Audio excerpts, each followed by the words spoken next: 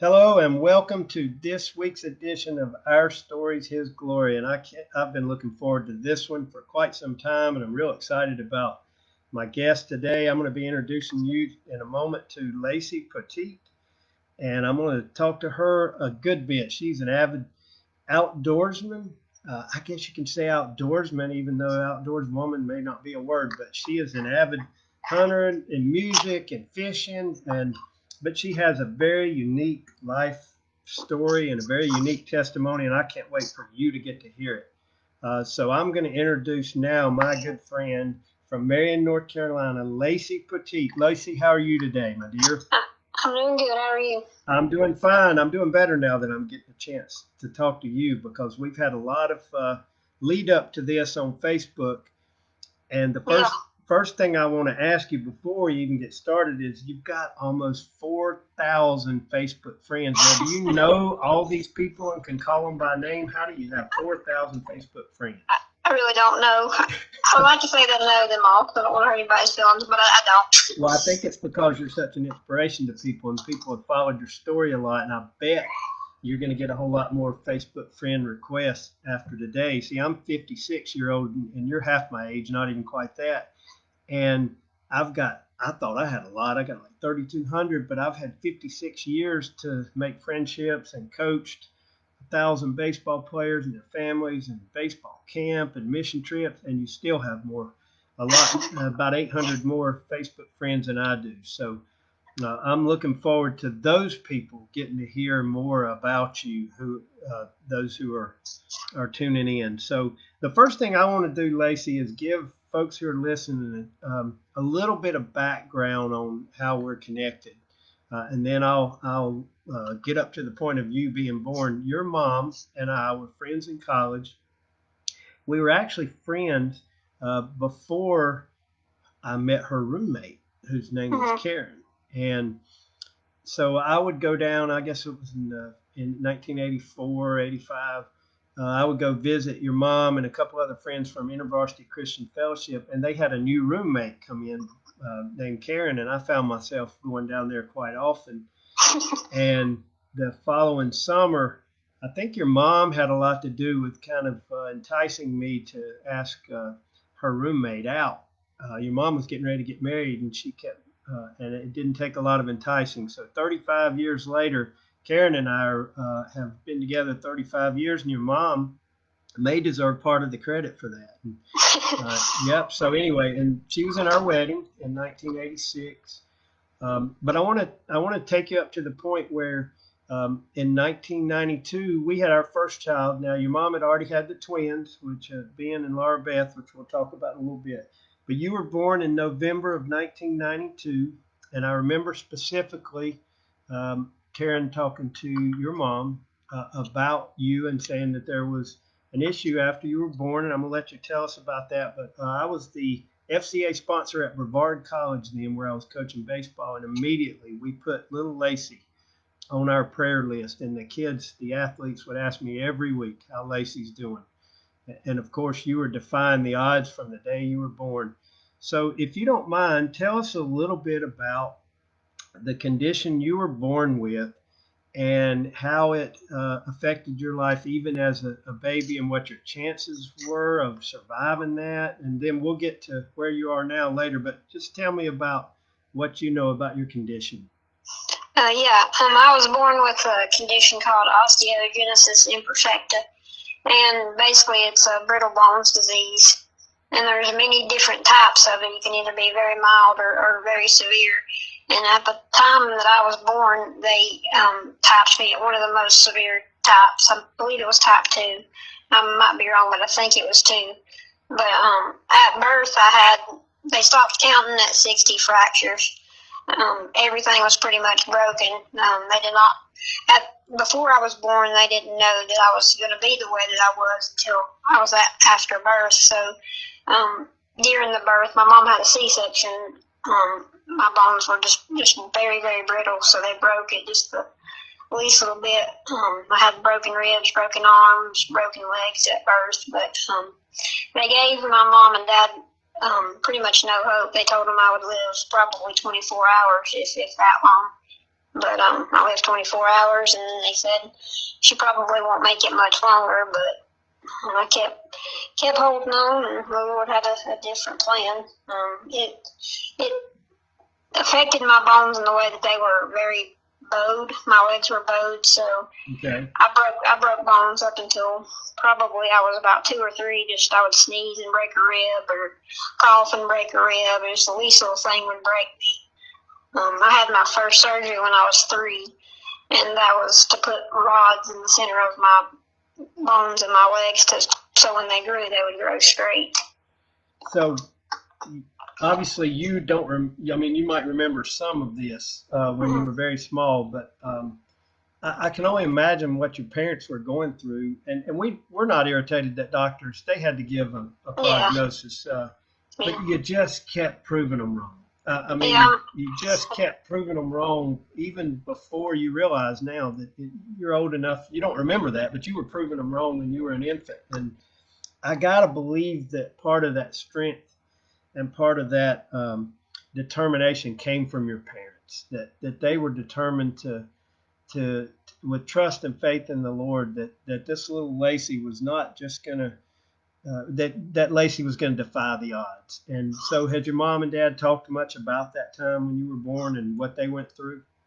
Oh, yeah, my mom's talked about it a little bit. She talks about how when they went back to the hospital to pick me up to bring me back home for the first time, she talks about how she just told the Lord, that I was in his hands, and that, whatever he had planned, that they were ready to walk wherever he took them. So they just took me home and did the best they could, because at that time there really wasn't a whole lot of doctors around here that understood my condition, so they just kind of had to learn as they went what worked and what didn't. And then eventually we got hooked up with Shriners Hospital, and that gave them a whole lot more guidance on how to take care of me. Okay, so, and I noticed, I saw a post a while back where Tom Johnson Camping Center have made some donations to the Shriners Hospital. And so all that is all connected together. I know your mom was very well connected to the Tom Johnson Camping Center, which is somewhat of almost as much of a legend as you are up there in Marion. So now you're growing up and you're refusing to say you can't. People are telling you, people aren't necessarily telling you, but doctors say, hey, you won't be able to do this, she won't be able to do that, and she will be able to do that. Tell me, I want to talk for a moment about your hunting. I mean, I just can't get over all those pictures of that big game. I need some of your secrets, because I can't get anything near that big. So we're going to talk about deer hunting first. Okay. When in the world did you decide I want to go deer hunting? Well, it's kind of a part of my environment growing up. My dad and my brother, my uncle, my grandpa, my aunt, pretty much my whole family hunted.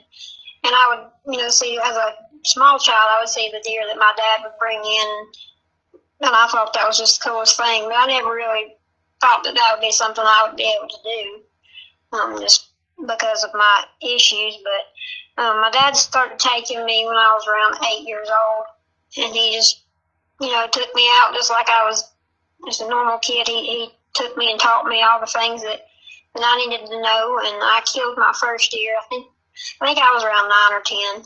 Oh my goodness, 9 or 10. And after that I was hooked. Yeah, I wanted to go every time I could. I begged my mom to let me lay out of school to go on opening day. Well, we won't tell anybody if she said yes, She did. Especially with her being a teacher.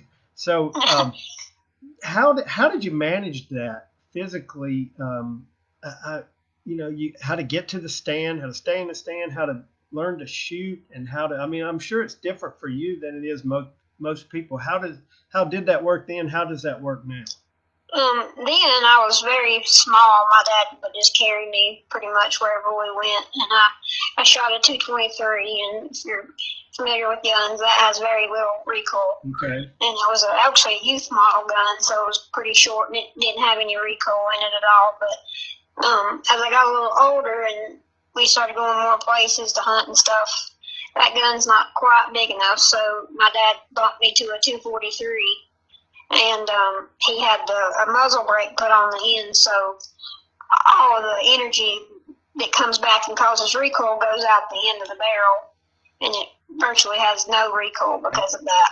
It's very loud, but it doesn't kick. So, and my uncle actually built a little buggy that they can push me in the woods. It's basically a big like a walking stroller, and they kind of souped it up and was able to push me in that. But more recently, I was given what's called a track chair. It's through this outdoor foundation called Outdoor Ability. Yep. And they gave me, it's basically an electric wheelchair, but it has bulldozer tracks. And it will go anywhere. I've tried to get it stuck, and I can't. You can't get it stuck. No. Okay. So that opened a lot of doors for me, and made it a lot easier on my dad or my brother or whoever I was with to take me with them. But they've never complained. They always we just go. It's just what we do. Are you ever in the tree stand by yourself? I don't hunt out of a tree stand. Okay. We hunt out of a ground blind. A ground blind, okay. Or a box blind or something like that, on something on the ground like that. And you've obviously, if people get on your Facebook page, there's more racks of deer than I could ever count. And like I said, so do you still use a 243 now? Is that still your gun of choice? Okay. Yep. My oldest son used to have a 243, and he ended up with a 30-06. So does it always take them down, or do you have to track them sometimes and follow a blood trail? For the most part, they don't go very far. Before I started shooting the 243, I lost several deer with the 223 because it just didn't have enough punch, and if you didn't hit them just right, you about never found them. But I haven't lost anything since I started shooting that one. Well, here's a question I have, because you would think that some people might assume that with me being a coach and being in these high pressure situations as a ball player all those years, and now as a coach for 33 years until I hung up the coaching hat last year, how do you keep when that buck comes around the corner? How do you keep from having buck fever? My heart starts beating real fast. I get a little bit of nervous, and it can affect, I have to start breathing, like I'll control your breathing. Have you ever had that issue? And if you have, how do you control it? I don't. It just kind of does what it is. I guess if you've never done it, you don't really understand it, but you get all out of whack when there's a big deer coming your way. So just try not to mess up. So that still happens to you even now? Oh, yeah. Okay, so I don't feel so bad. I thought it was a weakness on my part. But no, I had somebody tell me one time, when you stop getting excited, you need to quit. So. Well, good. I can tell you, I get excited. I don't see near as many as you do and as big. So you don't just stay right there in Marion. Y'all been on hunting trips together, right? Oh, yeah. Me and my dad have been to Kansas, and we went to Mississippi, and we've been down to the eastern part of the state. And what's the biggest deer that you've ever dropped? It was a 9-point I killed a couple years ago. I killed it here in North Carolina. And I think that picture's on Facebook, if I'm right. It is, yeah. I think I saw that. Okay, because I counted the points. So let's go to turkey hunting now. A totally different thing now. I am definitely ignorant about turkey hunting because ever since I was 6 years old until this spring, I had a baseball season to coach. And if I'm not mistaken, your county might be different than mine, your region, but our turkey season was always in April down here, and I could never go. I was always coaching baseball. Is it during that time up there in your area, and do you like to do that too? Oh, yeah. It starts usually around the second week of April and goes through about the 1st of May. I actually enjoy it more than deer hunting. It's a lot of fun. Okay, now don't you have to be really stealth and really quiet then too, or you'll spook them? How do you lure a turkey in, and how do you end up with one in your picture like you have? It's really luck. Okay. They're very, very. They can see very, very well. They can see you move just the least little bit, and they can hear very well too. My dad's real good at calling them. You call them in, your mouth call or slate call or whatever you choose to use, and they're a lot of fun to hunt because when it happens the way it's supposed to, they'll gobble and you'll know they're coming. Okay, So does he? it's a lot of fun. Okay, so if he calls them in, which by the way I'm very impressed, you said he does a mouth call to get them in Well, too. my brother does the mouth call. Dad Okay, uses the slate call. okay, so I'm impressed. So when they get close to you, how do you decide which one of you gets the first shot? Well, usually if me and Dad are going, he'll let me shoot, or sometimes we'll both take a gun because his gun shoots a little farther than mine does. So if it's too far away, he'll shoot it. But most of the time, if it's me and him, he lets me shoot. And And I usually miss. I miss a lot of turkey. oh, do you? Okay. I've missed a bunch of turkey. Now what do you use? What do you use turkey hunting gun wise?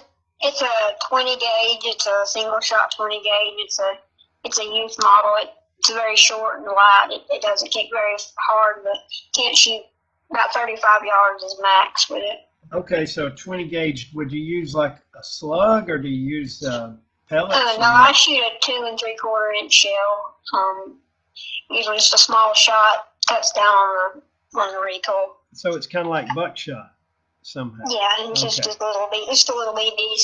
Okay, because I don't know much about the turkey hunting. I still got to learn all this. Because now that I'm retired, I'm going to come up there and go turkey hunting sometime. Yeah, it's fun. You should try it. Yeah, y'all call them in and teach me how to call them in. So I'm impressed because you got all these trophies and you know how to hunt and obviously you're good at it. But there's so many other things you're good at too. So let's talk about fishing now because I've seen some pictures of you holding some trout, but I also understand that you do a little bit of bass fishing and things. What's your favorite kind of fishing?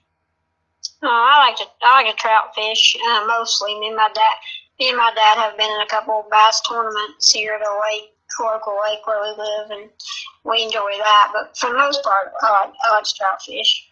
Okay, so do you fly fish or do you use I don't know if you'd use live bait. I've heard of rooster tails and panther martin lures. Yeah. What do y'all use? My dad's a big fly fisherman. He likes fly fish, but I use just a spinner rod, like you said, rooster tail or whatever. And so you like the trout fishing, and that's pretty close to your house. How far do you have to go from your house to do that? Not far at all. My grandfather lives on Lake Tahoma here in town where I live, and there's a couple of creeks around where he lives, and that's where I fish at. Okay, and the bass fishing, do you use live bait there, or do you use a lure and spinner there? We usually just use a fluke or a spinner bait or anything like that. Okay, well, I'm impressed that you can do that. My list of things you can do is so long that we would end up talking about this the whole time, but I want to mention another one because I saw a picture on Facebook. There's a picture of you on Facebook sitting and playing a mandolin, and if folks look back on YouTube, the testimony you gave at your church, which we'll talk about in a minute, most of the members of your family got up and sang and played, and everybody can do an instrument, and you were playing that mandolin. How in the world did you start that too, with all this hunting and all the things going on and in your life? How did you learn all that? That again, I just kind of grew up around it. My dad is a big bluegrass fan, and he always had bluegrass music playing when we were kids. But more than that, my brother and my sister were in a bluegrass band when they were in high school, and we would travel around all over for them to play at festivals and different things, and I would go with them, and I really got into bluegrass through that, and I started playing the mandolin. I was probably 9 or 10. I took lessons from one of my dad's friends for a couple of years, but just music, I've always loved music. I love it. Bluegrass is my favorite, but I like country too, but some country, not all country. But bluegrass is a family favorite for sure. You know, you can't go wrong with bluegrass. I don't know that there's ever been anybody listen to bluegrass music and your foot not start tapping. Yeah. And I enjoyed hearing y'all play, and I think that was Laura Beth singing during that time. So, okay, so we're to your church and your family now, and I'm gonna get folks this fascinating story about some of your surgeries, but I want to talk about your family. Your mom and dad we mentioned already, but now Laura Beth and Ben have grown up, and you are an aunt, and you have You've got 5 nieces and nephews. Is that right? That's right. And you said, okay, Laura Beth's got 3 and Ben has 2. I came through many years ago, and in fact, you weren't born yet, when they were really little. And I think I told you this week when I talked to you earlier. I just happened to be working a baseball camp, came by on I-40 and thought I would just come to your house. And Ben and Laura Beth were small, and there was a swing set out there. And I remember me and your mom swinging them for a while. Your dad was at work, and then I just got back in my car and kept on going. And they were just the best little kids. Did they grow up to be good adults? Were they good big brother and sister to you? Yeah, I guess so. Just like any typical siblings, I guess. They were good. They were always very, very good to me. Okay, well, good one. I want to go back to 2017 because if I think this is on your mom's Facebook page. Your sister Laura Beth had one of the most entertaining gender reveals that I think I've ever seen. Yep.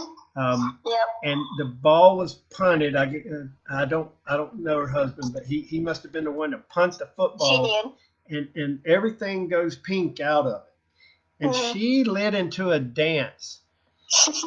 When I was growing up one time, my dad grew up on a farm. I didn't, but he took me to the farm one time to slaughter some chickens, and you cut their heads off. He said they're going to run around for a little bit and do this dance and jump.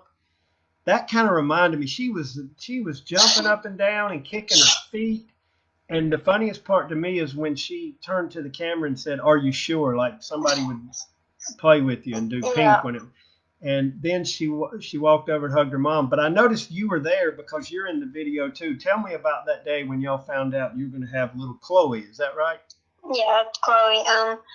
She has 2 little boys, and she was pregnant with a 3rd child, and she just was pretty convinced that it was going to be a boy because she wanted a girl so bad, and everybody had been telling her it was going to be a boy, and she had just pretty much had her heart set that it was a boy, and this just is what it was. But when the ball busted and it was pink, I think we were all kind of shocked, but she went crazy. So who's the one that knows that it's going to be pink? Who puts the pink in the football? One of her friends knew what it was, and she gave him the ball. So that's who she was asking if we were sure to make sure she gave her the right ball. That was entertaining. That's worth watching for anybody that can be friends with your mom on Facebook. So how is it? What is it like being an aunt? Not just to Chloe, but to all of them. Are you the favorite aunt? Yeah, probably. You probably play around with them more than the others and joke with them and have a good time. So. Yeah, we have a good time. They're my buddies. We go to Walmart and they always want to buy a toy or go get ice cream or something. But I spoil them. I don't know if that's good, but I do. Well, you're allowed to spoil them, and I hope you do. And you live. You were telling me before we went on. You live by yourself and take care of yourself in all ways, right? Yeah. And you are the secretary. You work at the church at Pleasant Garden Church, and what is it you do there? I'm the church secretary. Okay, so you are. That's right, church secretary. So let's talk about that. Let's talk about that surgery back in 2012 first. I know you told me a moment ago you had one when you're 3, and I'm assuming you've been to doctor's appointments and checkups just all your life. But in 2012, you had a very serious surgery, and apparently from your testimony, and I remember that at the time too, there was a lot of prayers going up on to whether or not you would survive that surgery. Tell me what your mindset was going into that and how your faith prepared you for that and just what all was going on inside of you as you got ready to have that surgery. Yeah, it started in January of 2012. I started having really bad headaches. And I went to the doctor and he told me I had a virus. I was throwing up and had some headaches, and he said it was a virus and it would pass. Me and my dad actually had a trip planned to go to Mississippi to deer hunt, so we loaded up and went down there, and I still felt really bad going, but I just thought, it'll go away eventually. But we got there, and I was feeling really, really bad. But we ended up actually going hunting one morning, and I got sick in the blind and I just was just really, really sick. So my dad, we loaded back up and went back home, and my headaches were just getting worse and worse and worse. So my mom took me back to the doctor, and she pretty much demanded that they do a scan of my head, and they found that my brainstem was being pinched between the top of my spine and the bottom of my skull, and the spinal fluid was going in, but it couldn't get back out, so it was pulling up in my brain and causing pressure. And so they immediately did an emergency surgery to put in a shunt to drain the fluid from my brain, because that was the initial problem at that time. But there was no doctors around here that would touch the cause of that issue, which was in my neck. They wouldn't touch it because of my bones, and they just didn't feel comfortable. So that was in January, so we had to have a couple of months to try to figure out what to do and if there was a doctor that would do it. And we ended up finding a doctor at Johns Hopkins in Baltimore that had done some surgeries on people like me with the same issue. So we went to Baltimore to meet with him, and he pretty much told me, it wasn't if I would pass away, it was when. It was a very delicate thing because your brainstem controls all kinds of important stuff. Yeah. And he said, this is something you have to do sooner rather than later. So that was I think we went up there in May, and my surgery happened in July of 2012, and the surgery was about 15 hours long. And they went through the front of my neck and the back of my neck. They removed some of my vertebrae and the bottom of my skull, kind of rounded that out and made a lot of room for my brainstem, and they pretty much built me a new neck. They used rods and screws and to stretch my spine out to where it could have room to where it needed to be. So, and I wore a halo for about 8 weeks after that. Oh, really? You had to wear that for 2 months? That's tough. Not fun. Yeah, and then you gave your testimony before the church. I think that was in 2013 that we saw. Mm-hmm. And I heard you. I heard you mention some Bible verses in that, and I wanted to come back to one. You mentioned Joshua 1 verse 9, mm-hmm. And in Joshua 1:9, Joshua is looking out over the promised land. I'm just giving people background. I know you know this, but he's looking out over the promised land because Moses is not going to be one to take him to the promised land, but Joshua is. And the Lord tells him to be strong and courageous. You quoted that verse during your testimony. How much of an inspiration and a rock has Joshua 1:9 and other verses in the Bible been to you as you faced all these, potentially fatal surgeries? I don't know any other way to say it. You had no guarantees in any of this, anytime. How has your faith and your belief in those promises of those verses helped you through that? Well, I would say that's really the only hope that I had.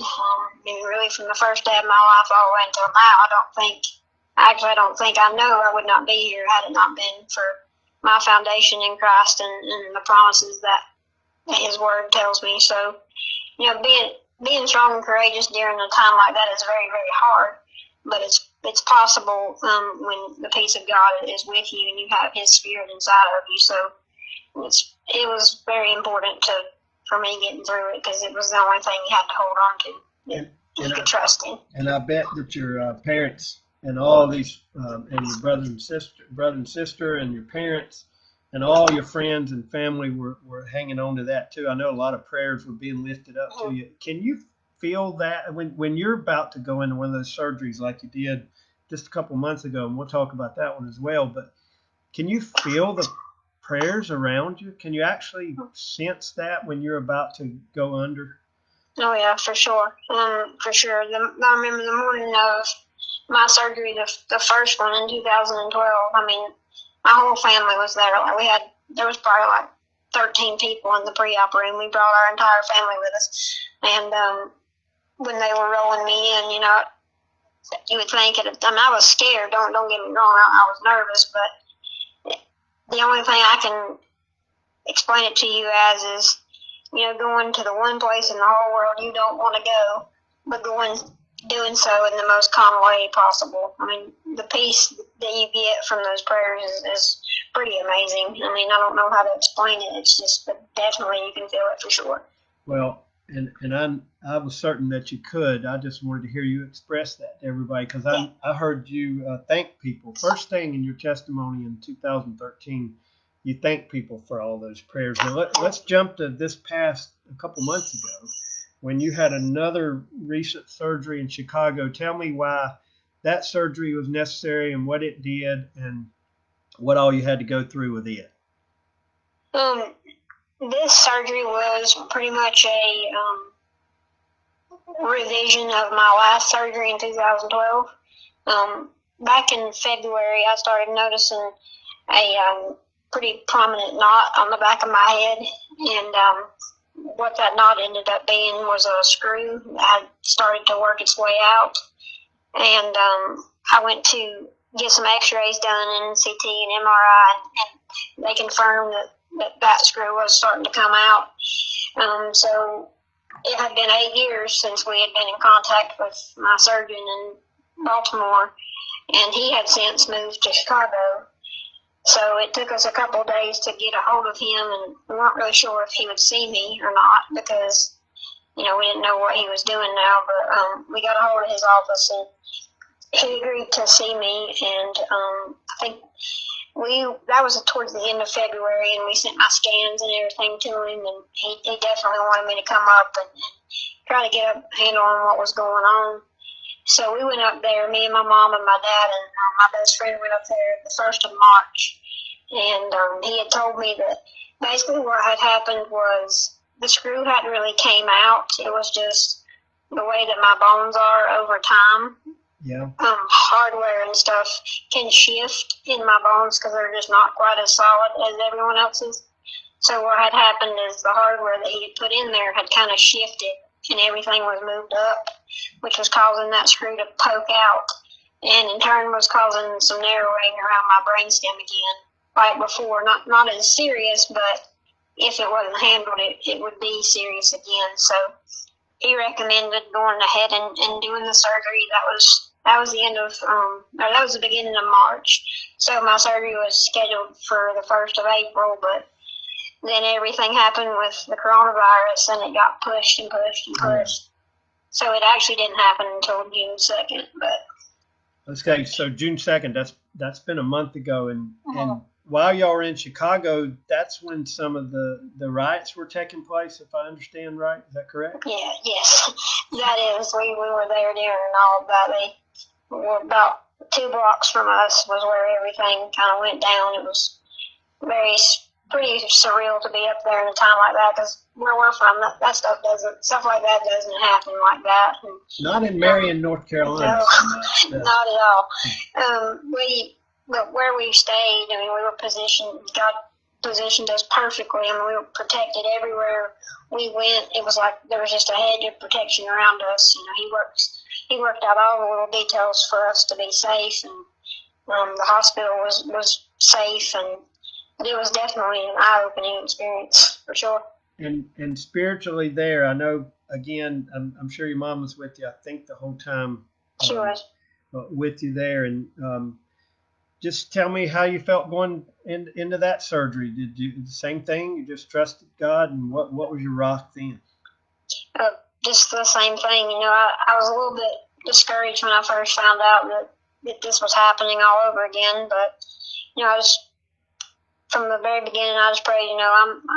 My life is yours. It's not mine. Whatever you want to happen, I will give you glory no matter what. And so we went, when I went into surgery the morning of June 2nd, I say, the peace of God was just, it's really remarkable to be able to feel that. And going into the operating room this time, I was totally aware of my surroundings. They hadn't gave me anything yet to make me sleepy. So when I went in, I was awake and very aware of my surroundings, and that's a pretty intimidating thing to roll into an operating room and see all the tools and everything.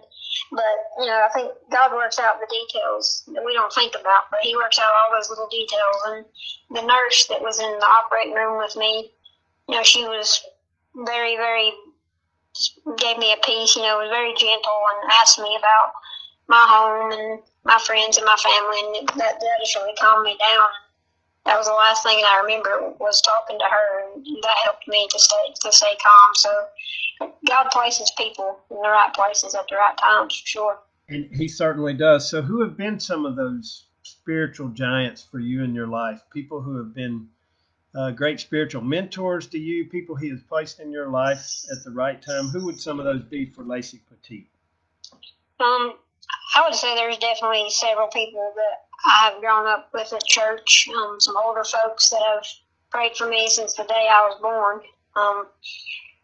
Some of those people have been there from day one, and they've been there through every surgery, every obstacle that I've been through. And I wholeheartedly believe that it's because of those prayers that God has answered that I'm here, because there's no other explanation of why I'm here, because I've been through some pretty bad stuff.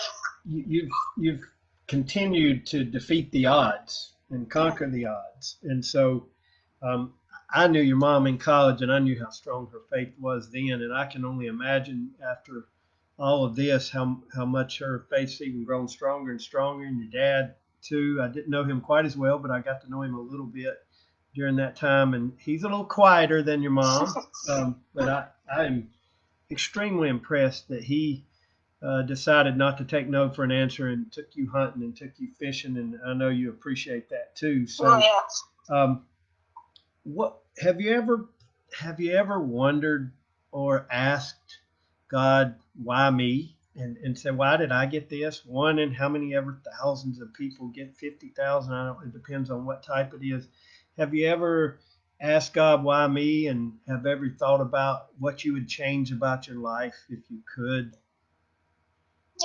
Yeah, I think it was more so when I was younger. I would, always wonder what it would be like to be normal for a day or whatever. But the older I've gotten and the more I've, learned about Scripture and what it says is, I was made in the image of God. So wanting to change that is ridiculous to me, because He made me this way for a reason, and everything is made to bring Him glory. So if the things that I go through, have been through in my life, can shed a little bit of light on His great power, then that, I count that as pretty cool. And I mean, I'm not perfect by any means. Trust me, I'm not. But I've always tried to let my life just boast of Him, because it's not about me, and nothing I've been able to accomplish has been me. It's been all Him, for sure.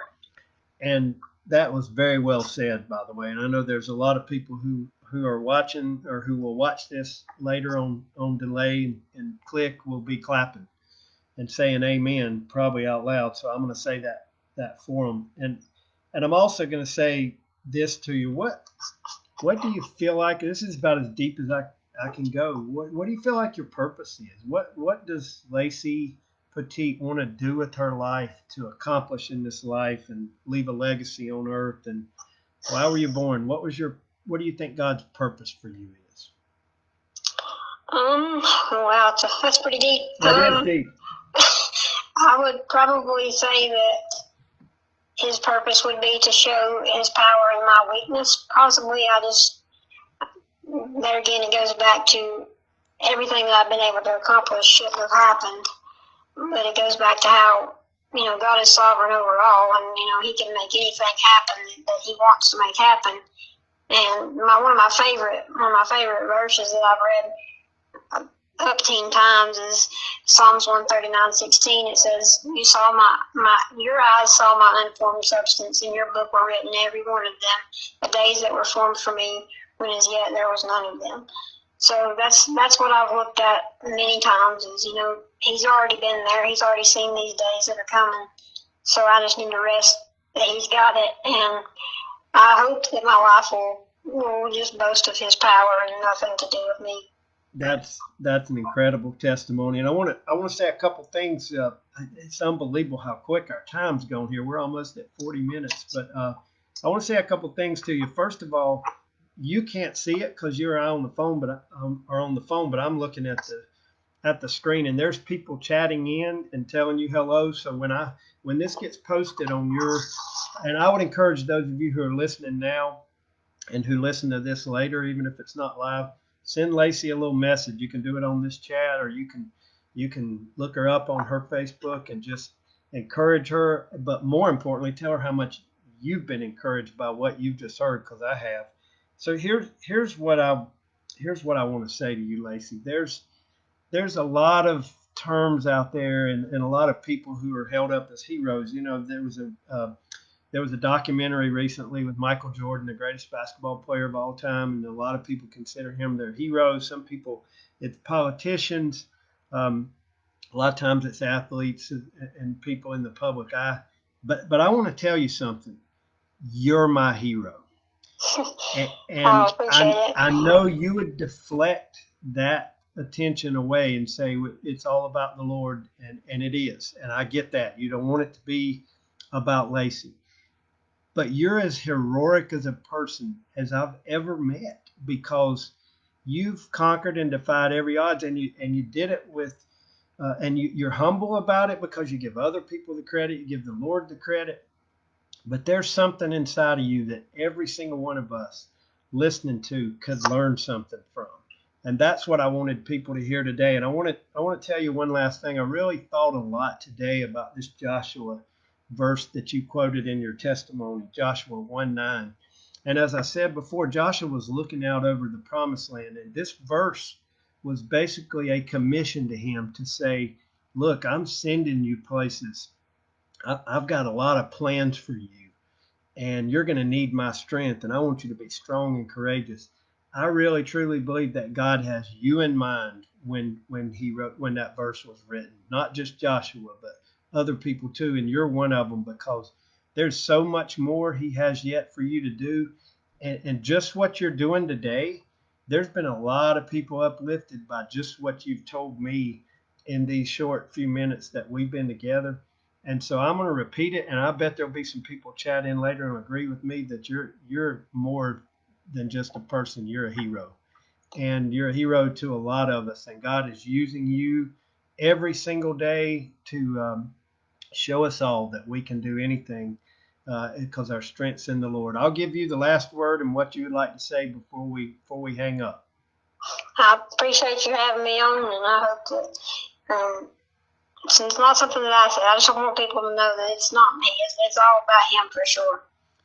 And very well said. How about I make a deal with you that we stay in touch? Because yeah, for sure. I would, I'm going to stalk you on Facebook. I'm sorry, but I'm going to watch mainly because I want to see all these big game animals that you haul in, but also just to be reminded of your testimony. So, Lacey, I really appreciate you joining me today. Please tell your parents, your family, I said hello, and all those people in Marion that love you are going to really enjoy hearing this either live or later. And I just thank you for what you're doing, and I pray that God will continue to bless you. Thank you. I appreciate it. Thank you for having me. You're welcome. You have a great day. You too. Okay, folks, you heard that, and let me just say this as I wrap this up here. If you didn't hear all of that and you joined in later, go back. I know 43 minutes or so is a long time, but go back and start at the beginning and listen to it in segments, because you're going to want to hear every word that Lacey Poteat said. You can block out my words, but I want you to hear what she had to say. And as she said at the beginning, you can Facebook friend her. She would love to have more Facebook friends. She probably got more than anybody in America, but she would be glad to share her pictures with you and her thoughts with you and her friendship with you. And I personally appreciate you tuning in today, and I hope you've been as blessed as I was to hear from Lacey. And Lord willing and the creek don't rise, I'll be back next Monday for Our Stories, His Glory.